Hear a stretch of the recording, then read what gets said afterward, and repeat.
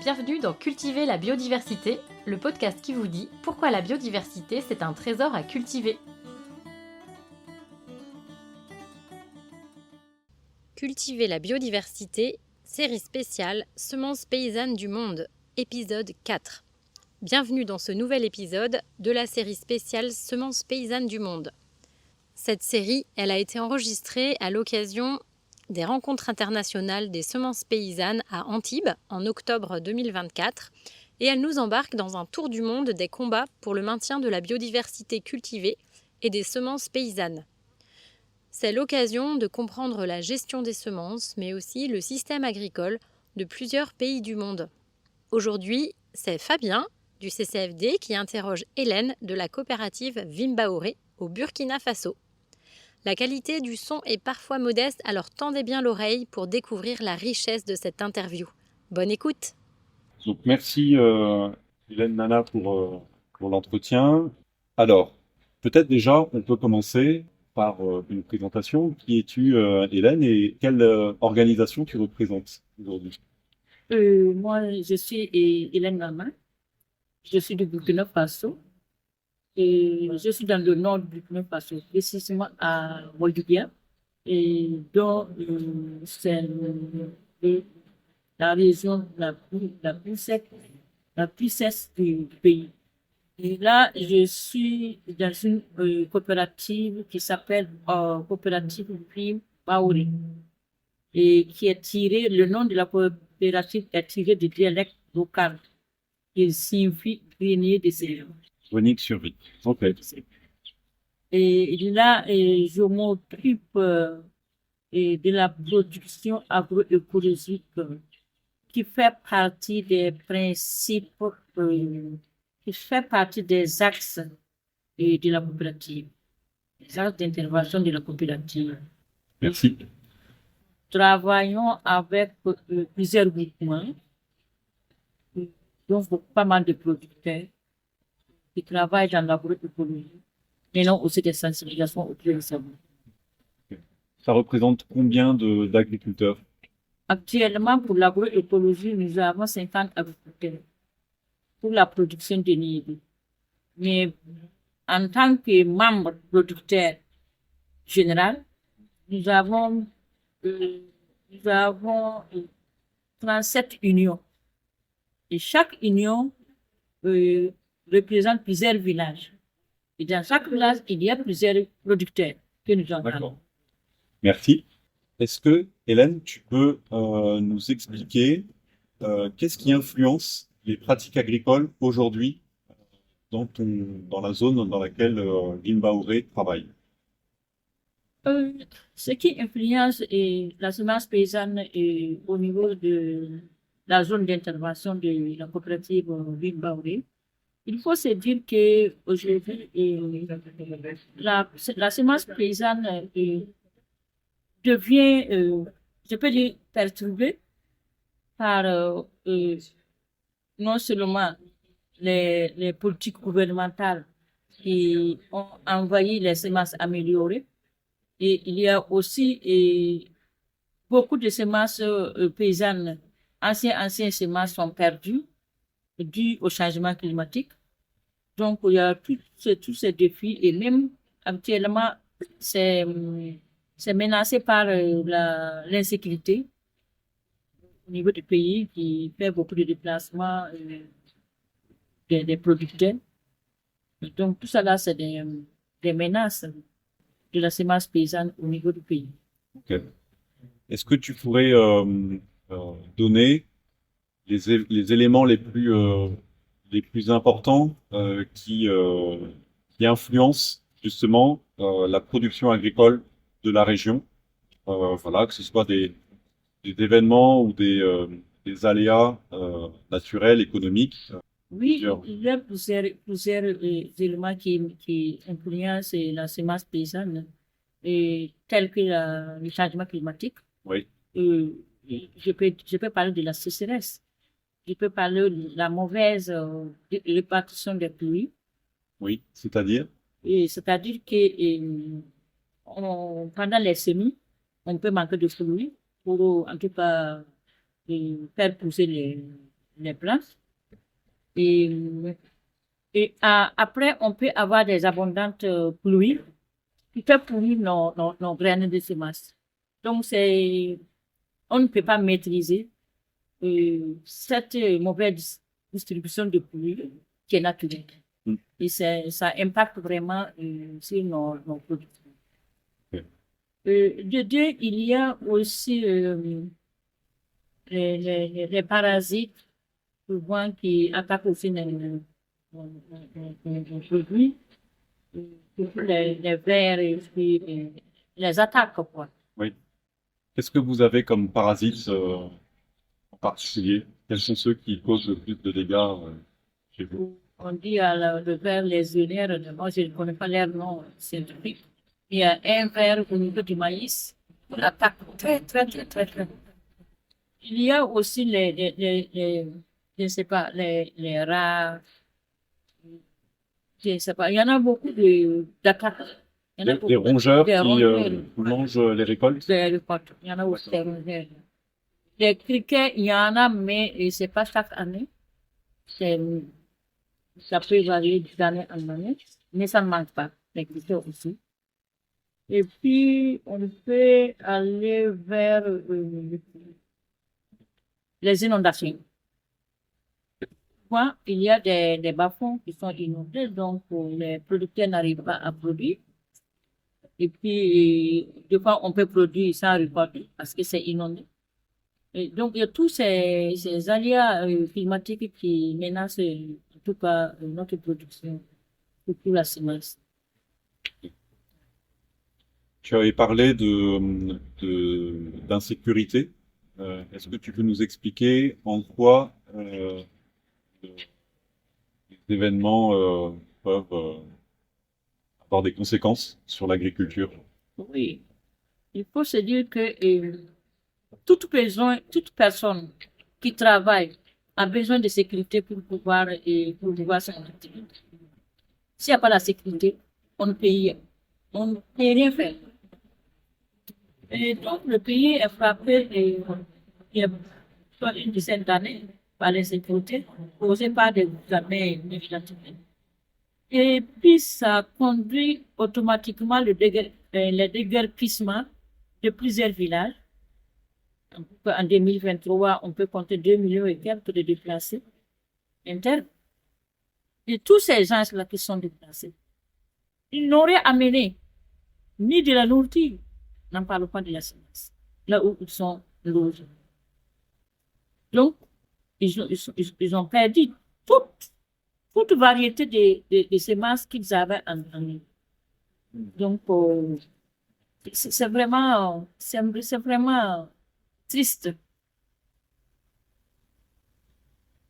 de la perte de nos variétés de semences que nous avons, ces producteurs en ont en eux. Okay. Je crois me souvenir aussi que tu avais indiqué que il y avait des accords commerciaux qui avaient des conséquences aussi sur votre agriculture. Oui, par exemple, ces accords commerciaux, c'est, par exemple, qu'il y a des semences ou bien des produits de traitement qui sont venus d'ailleurs, donc on ne sait même pas comment ces produits, leurs conséquences, mais c'est accepté. Comme on dit produits homologués, mais homologués, oui. À quelles conditions le producteur ne connaît pas. Mais il utilise, parce qu'on a dit c'est homologué, c'est bien, il n'y a pas de problème. Mais après, il y a des problèmes. Donc, tous ces accords-là, les producteurs, les OEC ne font pas leurs revendications et on arrive à introduire les OGM dans un pays. Et vous voyez comment ça peut donner comme effet négatif de la souveraineté alimentaire. Oui. Au Burkina Faso, il y a la promotion de variétés améliorées. Tu disais, est-ce que parmi les variétés améliorées, il y a aussi des variétés OGM ou bien les OGM ne sont pas présents au Burkina Faso? On peut dire que les OGM ne sont pas présents au Burkina Faso. Parce que au moment où on a voulu introduire les OGM au Burkina Faso, les OIC ont dit non. Et en tout cas, les dirigeants ont compris, donc ils ont arrêté cette politique. Mais les semences améliorées, oui, par la recherche locale, la recherche du pays, ça existe.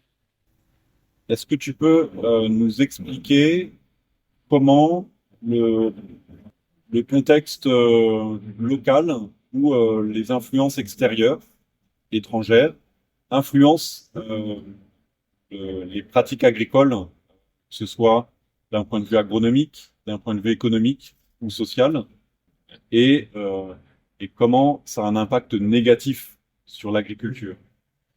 Et puis, la deuxième partie de la question, c'est comment les pratiques agroécologiques permettent d'améliorer la souveraineté alimentaire. Donc, peut-être déjà la première partie de la question, comment est-ce que les pratiques agricoles actuelles ou les influences extérieures entraînent des défauts, des échecs pour l'agriculture locale? En fait, en tout cas, les méthodes agricoles nouveaux que nous adoptons au sein par, par d'autres pays, ou bien en tout cas tellement modernes, il y a vraiment des impacts négatifs au niveau de notre production. Il faut se dire qu'il y a certaines pratiques. Si par l'apport des engrais, par exemple, Oui. les pesticides, Les engrais, les pesticides. oui. Et actuellement, chez nous, il y a des produits qu'on dit herbicides. Mm.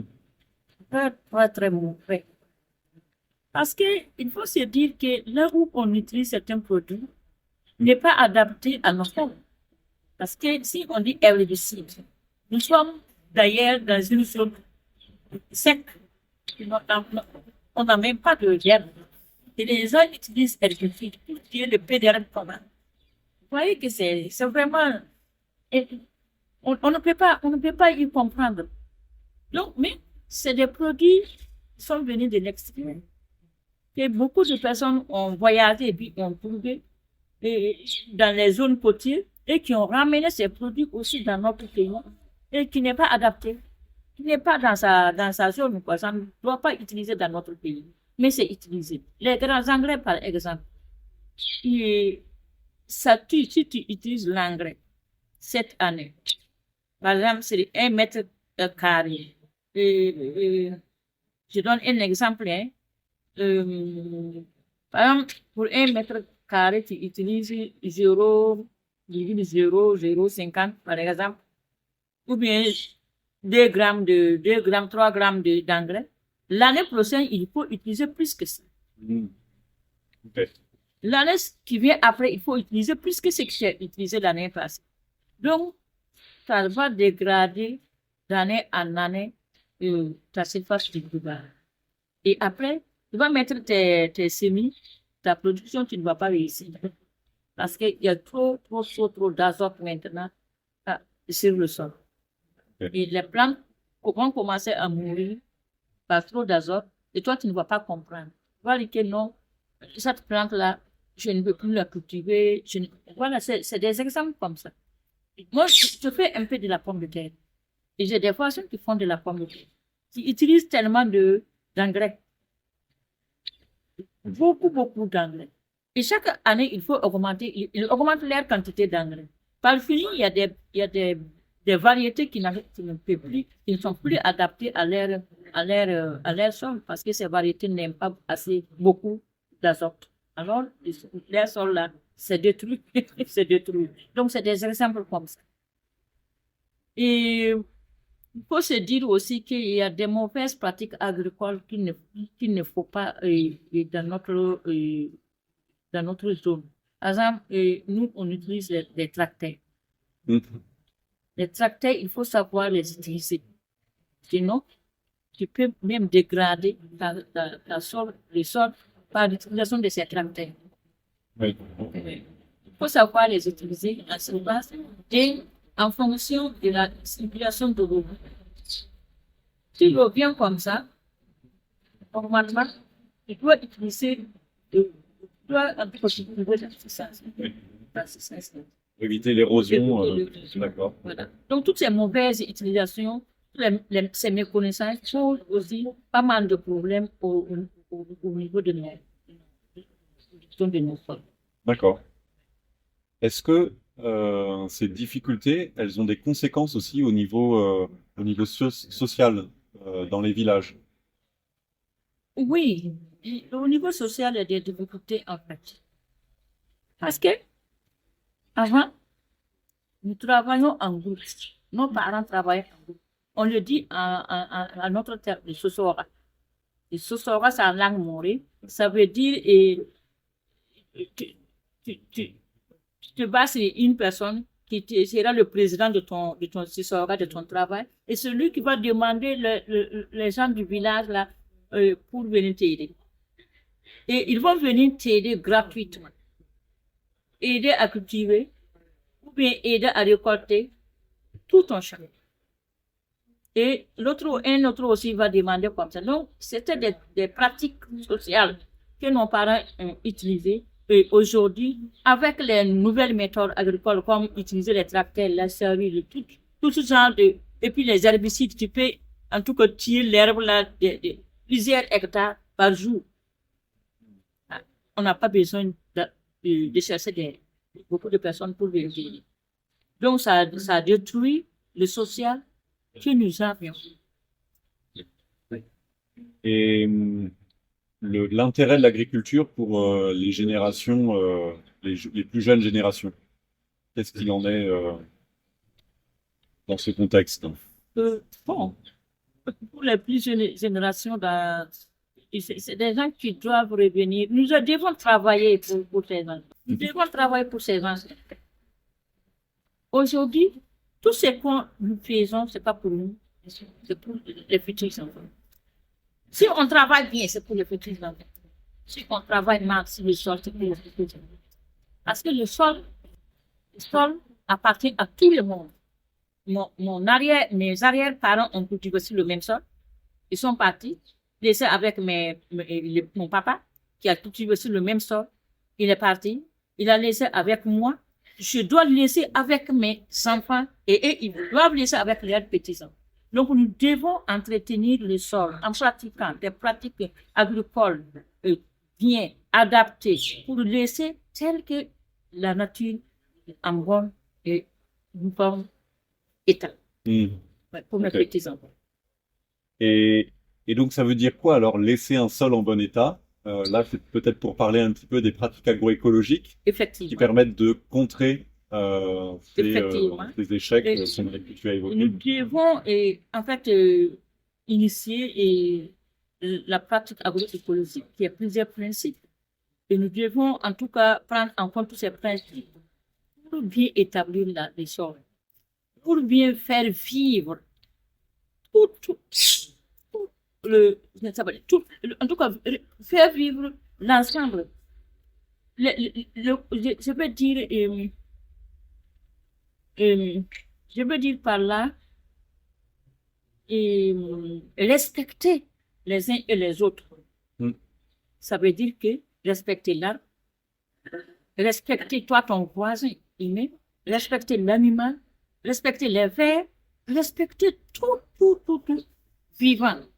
En tout cas, être vivant qui se trouve sur la terre. Puisque c'est eux ensemble qui font le travail et nous récupérons ce que nous récupérons. Donc, nous devons les respecter. Nous devons vivre ensemble sans détruire les uns et les autres. Et c'est là maintenant, on est en train de construire, de reconstruire le sol pour les arrières, les petits-enfants. Et est-ce que tu as des exemples précis à évoquer que vous mettez en place avec Limbaoré, dont vous faites la promotion, qui illustrent ces pratiques vertueuses qui sont promues, que tu as évoquées? Oui, au niveau de notre coopérative, nous menons beaucoup de sensibilisation par des théâtres pour par des émissions radiophoniques sur, en tout cas, la bonne gestion de nos sols. Donc là, c'est les pratiques agricoles, les bonnes pratiques agricoles, telles que faire des cordons pierrés, des cordons pierrés pour ralentir le ruissellement de l'eau dans le champ. Utiliser du compost, de la fumée organique bien décomposée pendant la production. Réserver un certain nombre d'arbres dans ton champ, ne pas trop les détruire, tous les détruire. Et puis pratiquer sur les sols qui sont d'usage, ça veut dire des poquets plus grands, qui peuvent contenir de l'eau, peut-être l'humidité pendant 2-3 jours. Voilà. Et en fait, il faut aussi faire les associations de cultures, puisqu'il y a des cultures qui fertilisent aussi le sol. Il faut faire la rotation. En tout cas, c'est les principes de l'agroécologie, on les conseille. Est-ce que tu as des exemples d'associations de cultures, par exemple? Oui. Qu'est-ce que tu as en tête? Les cultures, par exemple, on peut faire le maïs et le niébé. Et en maraîchère-culture, on peut faire du chou et puis un peu de l'haricot vert.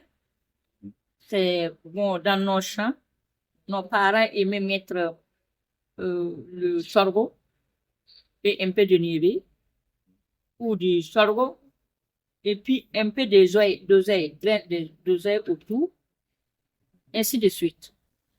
Et même l'arachide, puisque l'arachide contient aussi de l'azote. Il y a beaucoup de personnes qui font le maïs et puis l'arachide, ou bien le sorgho avec l'arachide. Alors, tu nous as parlé des OGM et expliqué que les organisations citoyennes ont lutté contre l'arrivée des OGM. Qu'est-ce qu'il en est des pesticides? Là, tu dis que voilà, certains ramènent de la COP des pesticides qui sont utilisés. Voilà. Voilà. Est-ce que tu peux nous préciser un petit peu? Est-ce que il y a une volonté politique au niveau de l'État? Est-ce que c'est plus des initiatives individuelles? Voilà. Est-ce qu'il y a de la promotion de la part d'entreprises pour diffuser, utiliser les pesticides? Pas du tout. Ça ne fait pas partie des volontés de l'État. C'est individuel. Par exemple, nous sommes voisins du Ghana. Et le Ghana est fabricateur de pesticides. La Côte d'Ivoire, en fait. Et beaucoup de naissances qui partent dans ces pays, c'est eux qui les amènent. Donc l'État même est en train de lutter pour ça, contre ça. Parce que c'est vraiment des produits qui détruisent vraiment pas mal, beaucoup de sols. Et il produit aussi des maladies au niveau des êtres humains. On le voit. Et actuellement, le monde est conscient que c'est ces pesticides, ces herbicides qui font que certaines maladies sont apparues sans qu'on ne les connaisse pas leurs c'est quelle maladie? Donc là, l'État a bien conscience Oui. et travaille pour éviter, Oui. lutter contre. Oui. Beaucoup de sensibilisation pour lutter. Ok. Est-ce que tu peux nous parler un petit peu des relations qu'il y a entre les producteurs et puis les semences et peut-être les semences paysannes?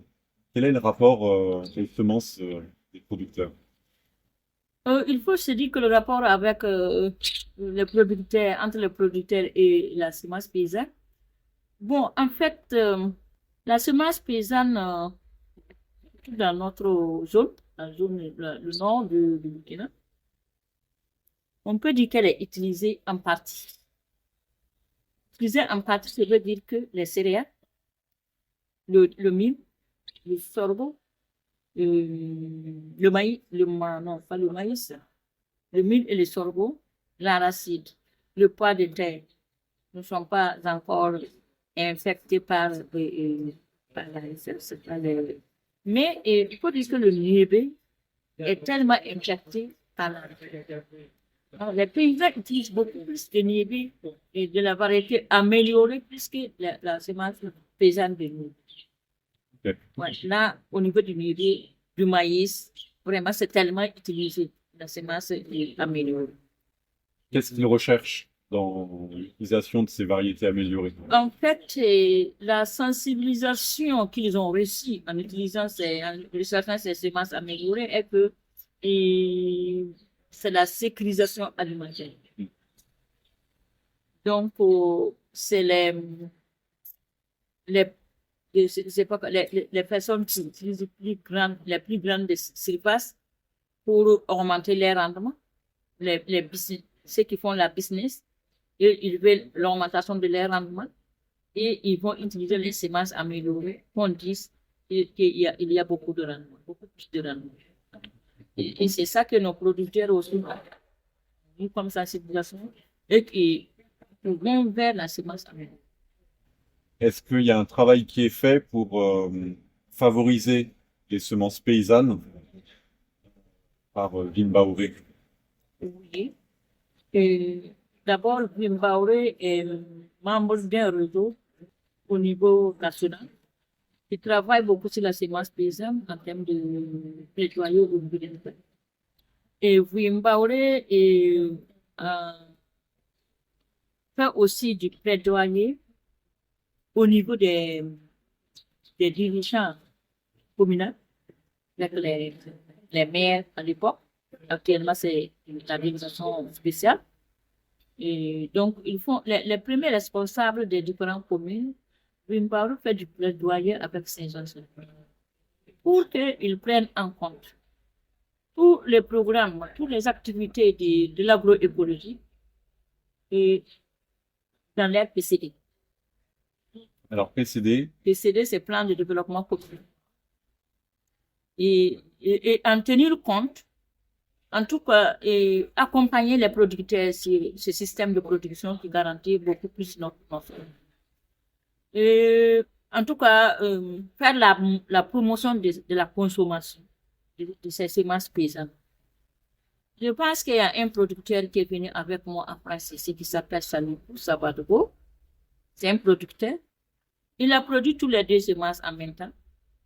On le suit dans sa production. On lui dit de produire tous les deux semences et puis voir quelle est la semence la plus bonne parmi les deux semences qu'il a utilisées. Un, la semence paysanne et deuxièmement, la semence améliorée. Il l'a fait. Il l'a fait. Et en fin de compte, lui-même, il trouve que si la semence paysanne est bien travaillée, si la semence paysanne est bien faite, ça donne encore le même rendement que la semence améliorée. Si la semence paysanne est bien pratiquée avec les techniques agricoles, agroécologiques, ça donne très bien et ça résiste très bien à la pêche. Il y a l'exemple. J'en ai une photo ici de la semence améliorée c'est le même sol qu'on a cultivé la même année, qu'on a récolté, et que ceux-là qui disent semence améliorée, je peux dire que les deux tiers sont des produits. Oui, mais la semence paysanne, ça ne vaut même pas un tiers de produits. Ça ne vaut même pas un tiers un à un. Donc, il faut se dire que nous avons de la bonne semence. Et les paysans se rendent compte aujourd'hui que les semences paysannes, c'est la bonne semence. Donc, cette année, beaucoup de nos producteurs sont revenus sur les semences paysannes dont leurs parents les ont léguées. Voilà, donc vraiment, il y a une promotion de semences paysannes que vous êtes en train de se promouvoir au sein des populations, de ses membres directs et aussi indirects par les émissions radio. ok, d'accord, excellent. Peut-être encore deux questions. Ah oui, voilà. Quels sont tes espoirs pour les semences paysannes à l'avenir au Burkina Faso? En tout cas, comme espoir, en tout cas, j'ai l'espoir que nos enfants vont comprendre ce que c'est que la semence paysanne. Ils vont le comprendre. Parce que même aujourd'hui, et nous avons, et même ils sont conscients, ils constatent les effets négatifs des semences améliorées. Donc, nous avons l'espoir que ces enfants vont prendre en compte leurs semences, les semences de leurs parents, qui ont vécu avec eux durant des années et des années. Si je dis arrière-parents, c'est pas plus de 60 ans. Moi-même, j'ai plus de 50 ans. Moi-même, mais mon papa, qui a trouvé la semence avec son papa, et mon papa a 86 ans. Lui, il a trouvé avec son papa. Donc, quel âge fait maintenant cette semence? Et cette semence continue à nous nourrir. C'est cette semence que nous, jusqu'à-là, on n'a pas changé de semence. Mais parmi ces semences, il faut se dire qu'il y a des semences actives et il y a des semences tardives. Et chacun les choisit selon sa situation géographique de son sol. Donc, le potentiel est là. Chacun les choisit en fonction de sa situation géographique de son sol. Et aussi, chacun les choisit selon leur qualité. Je ne sais pas comment dire. La consistance de la serre, de la graine. Oui. La consistance de la graine, son goût, et encore ses mets qu'il peut donner en fonction des besoins de ta famille. Parce que la semence améliore ta famille. Chaque année, il faut revenir. Donc, c'est pas la même chose. Ok. Ouais. Peut-être une dernière question. En quoi les semences paysannes sont une solution pour le problème de la faim?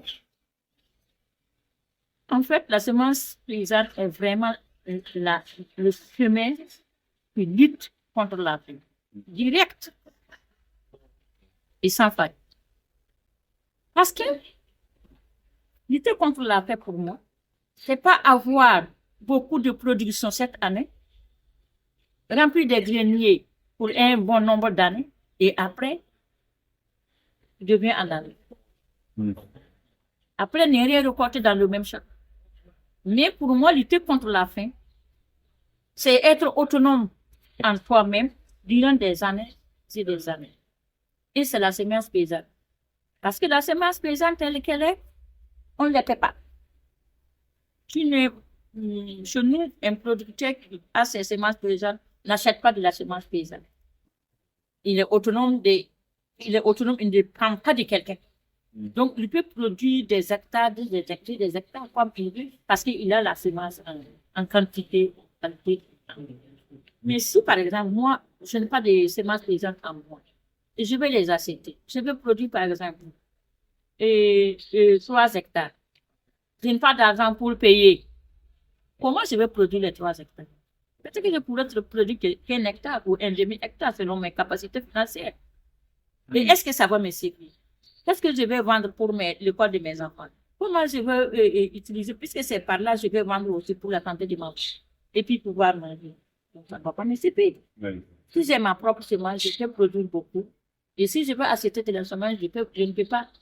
Parce que ça dépendra de ma capacité financière.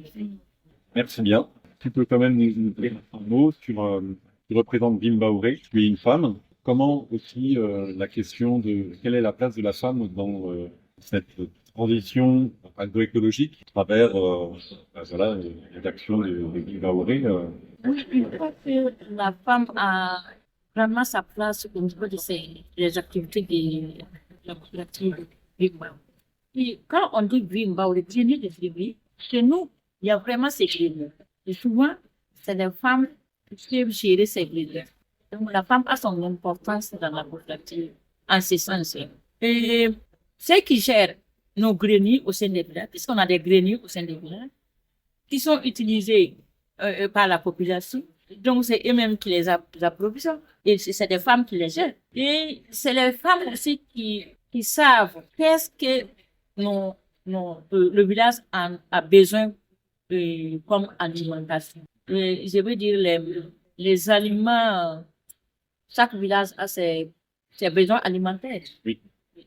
En quantité ou bien la diversité? La diversité. La diversité, La diversité, en ouais. fait. Oui, la diversité, en fait, donc les femmes peuvent connaître facilement cette diversité alimentaire au sein d'un village. Donc, c'est eux qui programment l'approvisionnement de ces greniers pour le village. C'est un grenier général pour le village. C'est eux qui gèrent, c'est eux qui aussi vont contrôler l'hivernage pour voir est-ce que cette année, il y aura déficitaire alimentaire, il y aura excédentaire alimentaire, pour pouvoir programmer l'approvisionnement de ces greniers. Ils ont une bonne place au niveau des fruits. Et au sein de leur famille, la femme est très importante. Parce qu'il y a quand même un partage de tâches dans un ménage. Et lui, Mauré travaille tout en fonction de ces valeurs-là, des ménages, de mon ménage. Donc, la femme est censée décercer tout ce qui est fondamental. Tout ce qui est fondamental. Et c'est une diversité. Il y a quand même tous ces aliments qui constituent la diversité alimentaire au sein du ménage. Donc, les femmes sont sensibilisées à travers les actions de Vim Baouré. Il y en a beaucoup qui sont cueillis dans la forêt, donc sauvages. Et pour moi, les cueillir. Et comment faire attention pour ne pas, puisque il y a des gens qui vont utiliser des produits chimiques autour de l'air. Et si toi, tu ne fais pas attention, tu peux enlever ces feuilles dans ton travail. Donc, en tout cas, c'est des sensibilisations envers ces femmes-là. Pour prêter attention quand ils font leur cueillette de feuilles de la forêt. Très bien. Merci beaucoup pour cet échange, Hélène. Merci bien. Un grand merci, Hélène. Voilà, notre étape au Burkina Faso s'achève ici. Un grand merci pour votre écoute. Et grâce à Hélène et Fabien, vous en savez un peu plus sur la situation agricole et les semences paysannes de ce pays. Dans le prochain épisode de cette série, nous resterons en Afrique, mais nous serons en Côte d'Ivoire. Alors restez avec nous pour continuer ce tour du monde. Et si vous voulez en savoir plus sur ces rencontres internationales des semences paysannes qui ont été organisées par le réseau Semences Paysannes, la Maison des semences maralpines et l'association SOL, vous trouverez toutes les informations en description de l'épisode.